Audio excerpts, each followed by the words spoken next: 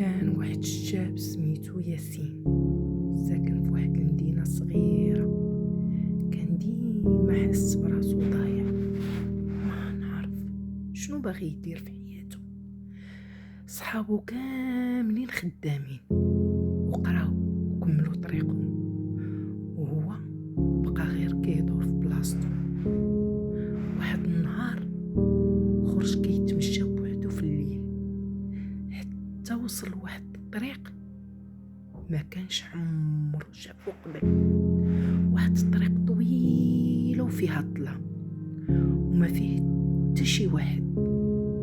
قال مع راسو نجرب نمشي فيه، يمكن نلقى شي حاجه تبدل حياتي.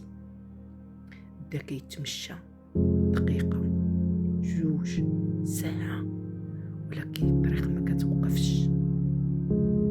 واحد اللقطه، واحد الفجأة لقى واحد الراجل واقف حدا الطريق لابس حوايج قديمه. قال ليه فين غادي؟ قال له ياسين انا ما عارفش، غير كنقلب على الطريق. بقى كيضحك هذاك الراجل وقال ليه كاين شي واحد اللي كيقلب على الطريق ديالو ولكن قليل اللي كيكمل فيه. ومشى وخلاه. ياسين بقى حاير كيقول واش نكمل الطريق ولا نبقى. شويه لقى واحد البنت جالسه كتبكي. قال ليها مالكي كتبكي؟ قالت ليه مشيت في الطريق ماشي ديالي وضيعت راسي. حس ياسين بشي حاجه في القلب ديالو وخاف يكون حتى هو غادي في الطريق اللي ماشي ديالو. كمل بقى كيمشي حتى حيا وجلس. واحد شويه هو بان له واحد الضوء خفيف قدام، مشى ليه ولقى باب صغير. فتح الباب ولقى راسو ورجع لنفس البلاصه اللي خرج منها في المدينه.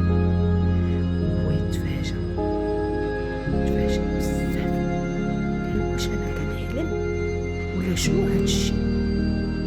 ولكن حاجه وحده اللي تبدلت الفكره ديالو. فهم بان هذيك الطريق اللي تمشى فيها ماشي حقيقه، ولكن كانت رساله ليه. كل واحد خاصو يختار الطريق ديالو، ما يتبعش غير الناس. من ذاك النهار وياسين بدا كيقلب على شنو كيبغي هو، ماشي شنو باغي